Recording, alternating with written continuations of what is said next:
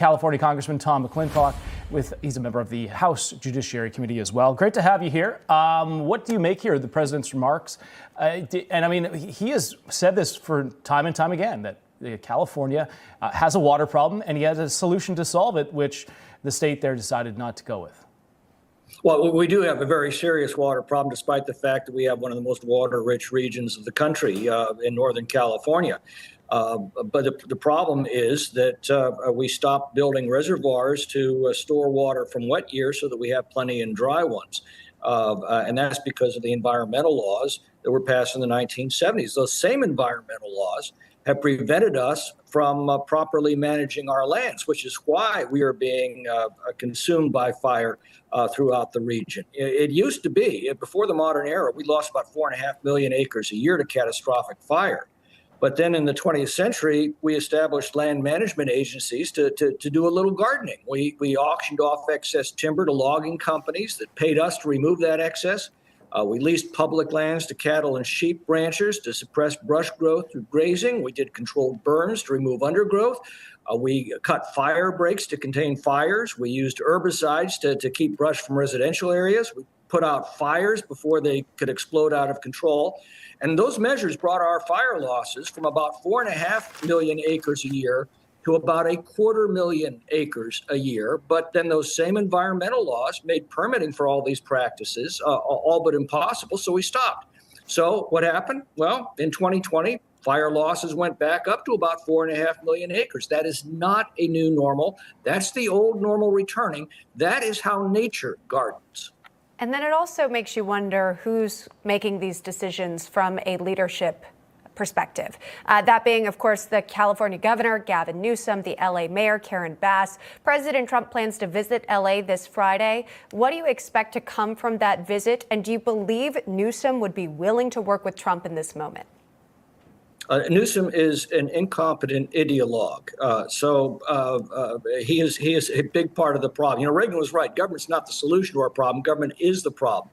We've got to remove the restrictions that prevent us from selling excess timber to loggers so that they can remove it before it burns, and restore grazing, and remove the restrictions on cutting fire breaks and doing controlled burns. And we need to remove price controls on fire insurance that have forced insurance companies to withdraw from California. These are all common sense measures that Gavin Newsom has fought every step of the way, and I don't expect him to be able to change. And he's Trump-proofing California, which, you know, now he's the president now, and you want to Trump-proof California? It makes no sense. But President Trump, he was talking about this valve, saying that this valve could bring more water to California. Watch this. Los Angeles has massive amounts of water available to it. All they have to do is turn the valve, and that's the valve coming back from and down from the Pacific Northwest, where millions of gallons of water a week and a day, even in many cases, pours into California, goes all through California down to Los Angeles, and they turned it off. It's off now. The valve goes, it turns toward the Pacific Ocean, and all that water goes pouring into the Pacific Ocean. So is the president accurate with that? And secondly, can that valve be opened? And how difficult of a process would that be? Well, I mean, again, that's just a matter of policy, and he's right. There is a great deal of surplus water that could be sent through the California aqueduct to Southern California. You know, that's why we build aqueducts, to move water from wet regions to dry regions. But it's not just that; it's also building more water storage. We have not built a major reservoir in California since the New Melones in 1979. Meanwhile, the population's doubled. Voters have approved about $37 billion of water bonds since 2000, all promising to enhance California's water supply, and yet not a single major reservoir has been constructed.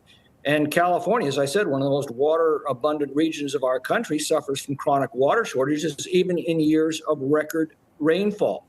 Droughts are nature's fault. They happen. But water shortages are our fault because of the policies that people like Gavin Newsom have imposed on our state that have turned it from the nation's golden state to a socialist hellhole.